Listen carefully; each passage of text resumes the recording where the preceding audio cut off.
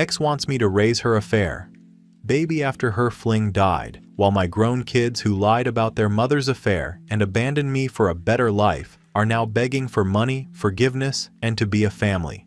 Again, but I'm watching them spiral into their own failures while living peacefully with my new girlfriend. I was married to my ex-wife, Crystal, for 25 years. We had 2 kids together, Ian, 27, and Isabel, 25. I worked hard for years running my own business while Crystal stayed home when the kids were young. Then later went back into the corporate world. I thought we had a normal marriage. There were arguments and stress, sure, but I figured that's what happens when you raise a family and try to keep everything together. About 5 years before our divorce, I noticed things changing. She was on her phone constantly, always texting, and started dressing differently for work. I didn't think much of it at first, but then came hotel charges, dinners, and random work trips. When I finally confronted her, she said I was paranoid and controlling. I let it go for a while because I didn't want to believe it. Eventually, I got confirmation from someone who worked with her that she was seeing a younger guy from her office named Dylan. That's how everything started falling apart. When I tried to sit down with her and the kids to explain what was going on, she already had a story lined up. She told them I was emotionally distant, that I made her feel small, and that Dylan understood her. The kids believed every word. I didn't even get the chance to defend myself. The divorce was ugly. Crystal walked away with most of what we built together. She kept the house, half my savings, and the kids. Ian and Isabel cut contact, told me I needed to let mom be happy. I tried reaching out to them for holidays, birthdays, even just to talk. They either ignored me or told me to stop making things difficult. So I stopped trying. For a while I was bitter. I worked, went home, slept, repeated. After the divorce finalized, I sold my business, downsized, and moved to a coastal town where nobody knew me. That's where I met Karen, my girlfriend now. She's calm, private, doesn't care about gossip or drama. We garden, take small trips, and live quietly. It's the first peace I've had in years. Then, out of nowhere a few weeks ago, Crystal called. I hadn't heard her voice in years. She sounded off, almost desperate. She told me Dylan had died a few months back. She didn't say much about how, just that it was sudden. Then she said she needed to talk about family. Turns out, she has a 4-year-old son, Dylan's kid. She said she's been struggling since Dylan's death, that she can't do it alone anymore, and that the boy deserves a father figure. She started talking like we were still family, saying things like, "You always loved family life," and "You were such a good dad." At first I thought she was joking. I asked her straight what she wanted from me, and she said she wanted me to help raise the boy, not legally, but be around. Take him places, teach him things, be a grandfather figure. She said it would help the kids heal. I couldn't believe what I was hearing. I told her no. She went quiet for a second and then started crying, saying I was cruel and selfish. I hung up. Not even 2 days later, Ian and Isabel started messaging me. After years of nothing. Suddenly, they were calling me dad again, saying they missed me and that mom was going through a lot. They said I should show compassion because we all make mistakes. Isabel even said that helping their mom would be the right thing to do, like it was some test of my character. Apparently, Crystal had told them that she was trying to rebuild the family and that I was refusing to forgive her. I told both of them that it wasn't happening, that I had moved on, and that I didn't owe any of them anything. Ian said I was bitter and that it's been years, we should move on. I reminded him that they moved on first, just not in the way they expected. They didn't like that. Isabel said I'd changed, that Karen must be turning me against them. It's wild hearing that from 2 people who didn't even bother calling when I had surgery 2 years ago. They both kept pushing, trying to guilt me into talking to Crystal again. I told them to stop contacting me if it was about their mother. After that, I sat down with Karen and explained everything. She just told me, calmly, that I didn't have to let anyone back into my life if I didn't want to. The next morning, I blocked Crystal, then both kids. Every number, every email. I'm done. I spent half my life trying to hold that family together while they threw me under the bus for someone else's fantasy. I'm not doing it again just because they ran out of people to use. Update 1. After my last post, I decided to completely cut contact with Crystal and the kids. I didn't respond to any more messages or calls. I meant it when I said I was done letting people who destroyed me have any place in my life again. I wasn't angry anymore, just tired. I had wasted years of my life trying to keep a family together that didn't care about me when it mattered. For a while, it was quiet. I didn't hear from any of them, and honestly, I didn't expect to. I knew Crystal well enough to know she wouldn't take no easily, but I also knew how to hold a boundary now. I wasn't the same man she walked over during our marriage. I had a calm life with Karen, and I wasn't about to let anyone disturb that again. About a month after posting, things started to fall apart on their end. Crystal sent a long message to my work email, the only address she still had, saying I owed her for the years she spent raising our kids and that I was heartless for refusing to help her keep the family together. She said Dylan's death left her devastated and that I was the only stable person left who could help her and her son. She even attached pictures of the little boy, calling him our second chance. I didn't reply. I deleted the email and blocked her address. A week later, she showed up at my house. Karen answered the door. She didn't yell or make a scene, she just told Crystal that I wasn't interested in talking and that she needed to leave. Crystal looked stunned that someone was calm enough not to engage with her drama. She left after a few minutes, and that was the last time I saw her in person. After that, the kids started reaching out. Ian sent me a message that started off polite, but quickly turned into guilt-tripping.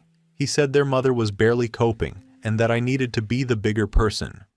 Isabel followed a few days later, claiming that I was holding on to the past and that a child shouldn't suffer because of adults' mistakes.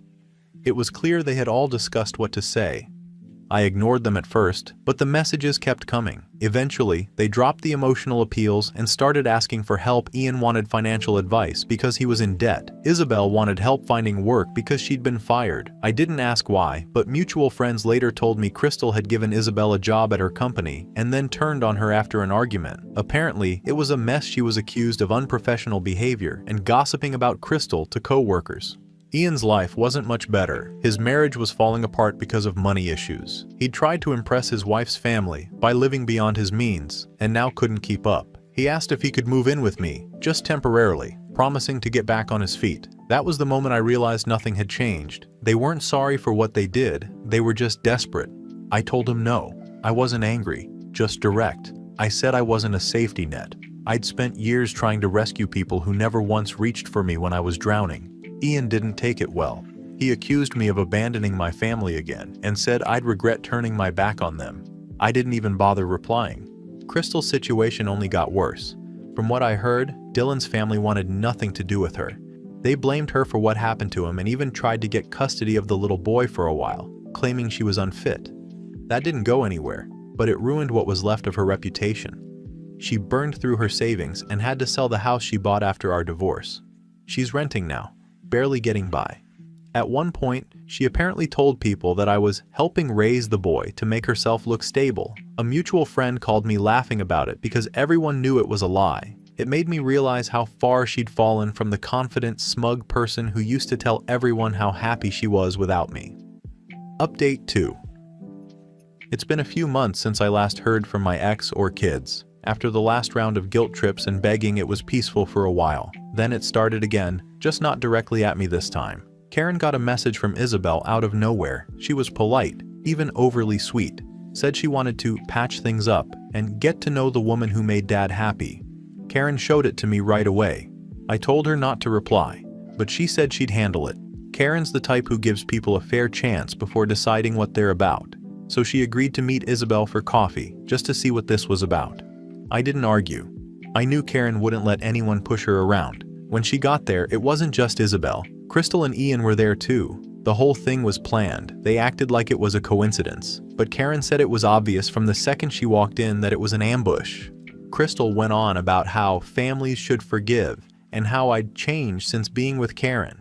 Isabel tried to sound emotional, saying that I used to be so caring and that I wouldn't have turned my back on my own kids before Karen got in my head. Ian backed them up, saying I was being cold and unkind. Karen listened for maybe 5 minutes before realizing what they were doing. She stood up, told them she wasn't part of their games, and left. When she got home, she told me everything.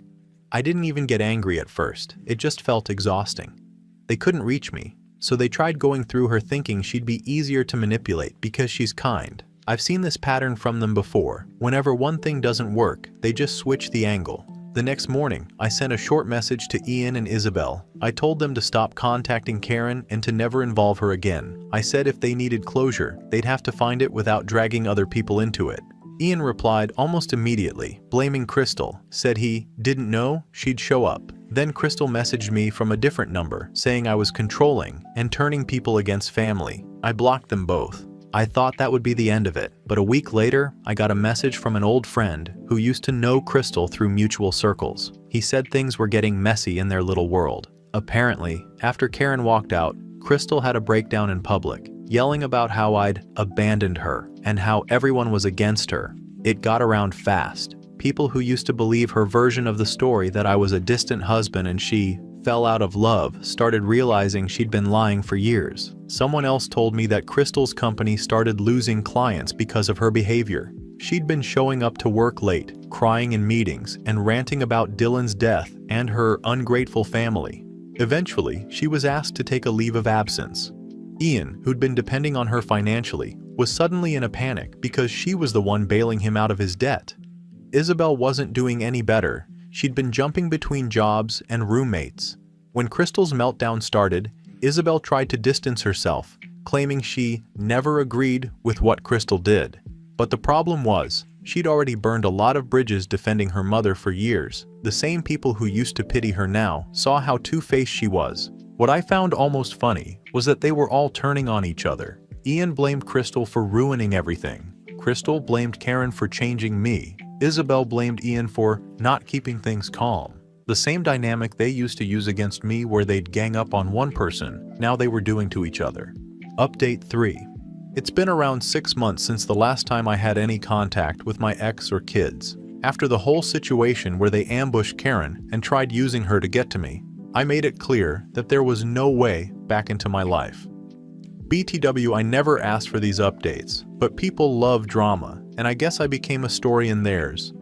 Apparently, Ian and Isabel's relationship as siblings fell apart fast. They used to be glued together when things were going well for them and their mother, but once Crystal's life started crumbling, they began blaming each other for everything. Ian told people that Isabel was the reason Mom snapped, and Isabel was telling everyone that Ian was a selfish user who only cared about himself. It didn't surprise me. That's exactly how Crystal used to act, always someone else's fault, never hers. One of my old neighbors, who still talks to people in that area, told me Ian had moved out of his apartment because he couldn't afford it anymore. His marriage was done too. His wife apparently got tired of him running to his mother every time something went wrong. I remember him once telling me, years ago, that he wasn't like me and that he knew how to support his family. Now he's living with a friend, job unstable, drinking more than he should, from what I've heard. Isabel wasn't doing much better. She'd started dating a much older guy, someone her friends said reminded them of Dylan, controlling, flashy, full of promises. She quit her job again after a fight with her boss, claiming she was being disrespected. A few weeks ago, I got a call from a number I didn't recognize. I let it go to voicemail. It was Isabel. She sounded upset, like she'd been crying. She said she knew I didn't want to hear from her, but she needed to talk to her dad. Said everything had fallen apart and that Ian was ruining what's left of the family. I didn't call back. I deleted the message. Then, not even 2 days later, I got an email from Ian. He wrote that he wanted to start fresh and let go of the past. Said he missed the days when we were a real family. I stared at it for a while, thinking about how the real family he was talking about disappeared the moment I stopped being useful to them. I didn't respond to him either. I wasn't angry, just done. Karen saw me reading the email and asked if I was okay. I told her what it was, and she just nodded and said she knew I'd handle it how I always do, quietly. She was right.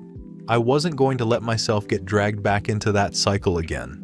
Not long after, I heard that Crystal had sold her house. Apparently, she couldn't afford to keep it after losing her job. Her younger son, Dylan's child, was being looked after by one of her sisters temporarily. I didn't ask for details. It's not my concern. She made her choices, and she's facing the results of them. A few weeks later, one of Karen's friends ran into Isabel at a store and mentioned us. Isabel apparently said she was pregnant. She didn't say who the father was, just that she was going through a lot and wished her dad was around.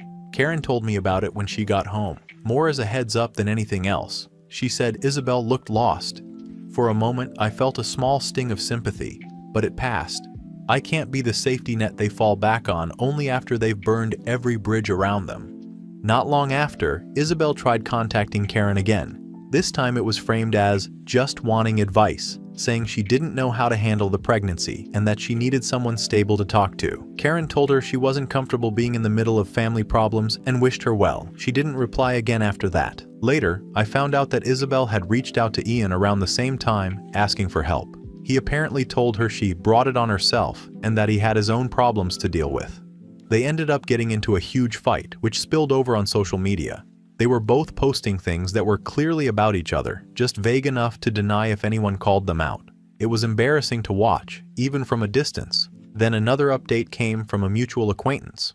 Both Ian and Isabel had finally admitted to people around them that Crystal manipulated them for years, told them lies about me, made them believe I was cruel and distant so they'd side with her. They said they finally realized how twisted everything had been. It was almost laughable, hearing that they were finally acknowledging the truth after all these years. It's like watching a fire they started finally burn out and realizing they don't have any water left. For a long time, I used to think if they ever saw the truth, maybe we could fix something. But the truth is, I don't want to fix it. They can see everything clearly now, but the damage is done. They made their choices when they were old enough to know better. Seeing them go through their own chaos now doesn't make me happy, but it also doesn't make me sad. It just confirms that I made the right decision by stepping back. Final update. A lot has changed, mostly for the better, at least on my side. I don't really talk to any of them anymore, but sometimes things still find their way back to me through friends or people from the old town. I don't go looking for updates, I just hear things by chance. Life's been quiet since then. Me and Karen both work part-time now and spend most of our days outdoors or just keeping things simple. For the first time in years, I actually wake up without that heavy feeling in my chest. I don't worry about who's plotting what or waiting for another guilt trip message to show up on my phone. It's just me, her, and a calm life that I built from the ground up. About 6 months ago, Ian reached out again through an old mutual friend. He said he wanted to have a family dinner to make things right. Apparently, he and Isabel wanted to reconnect and start fresh. He even mentioned that Crystal was doing better and thought it'd be good if we could all sit down like the old days. The friend told me this while clearly uncomfortable, probably expecting me to say yes. I didn't even think about it. I told him to let Ian know that I wasn't interested and that I hoped they'd move on. A few weeks later, I got an email from Isabel. I didn't read it right away. When I finally did, it was mostly about how they'd been struggling and how everything went wrong once they stopped listening to their mother. She said she wished things could go back to how they were before the affair, that she missed having a family. It sounded less like an apology and more like she wanted a safety net again. I didn't reply. Not long after, someone told me Crystal had been trying to get everyone together for a family reunion, her idea of closure, I guess. From what I heard, she'd been writing letters to people from our old neighborhood, trying to make amends. She apparently sent one for me too, but it never reached me directly. It was passed through a few hands before someone mentioned it. It was said to be full of regret and apologies, talking about how she ruined everything and wished she could take it back. I didn't ask to see it. I don't need to read it to know what's in it. The truth is, none of it changes anything. I forgave her a long time ago, not because she deserved it, but because I didn't want to carry her mistakes anymore. What she did, the affair, the lies, the way she turned our kids against me, that's something she'll have to live with. I've accepted that it's not my burden. I stopped waiting for closure the moment I realized they only reached out when they wanted something. From what I hear, they're all still dealing with the fallout in their own ways. Ian's marriage ended. He tried starting a small business, but it failed within a few months. Isabel's living with her boyfriend, and people say it's rocky. Crystal's still in the same town, working part-time and mostly keeping to herself. Her youngest, the child she had with that man, is in school now. Sometimes I wonder how that kid's doing. None of this was his fault. Every time someone tells me something about them, it feels distant, like hearing about strangers. I used to feel angry when I'd hear about their struggles. Then I felt sad. Now I mostly just feel nothing. It's not bitterness, it's just peace. I spent years trying to fix people who didn't want to be fixed, trying to hold together something that was already shattered. I won't do it again. Karen's been a big part of that peace. She's patient, calm, and never once tried to push me toward reconnecting. She's seen enough to know what that cost me. We've built something simple, but good. She calls it our quiet life. We have dinners with friends, take short trips, and keep to ourselves. There's no drama, no guilt, no walking on eggshells. It's not perfect, but it's real.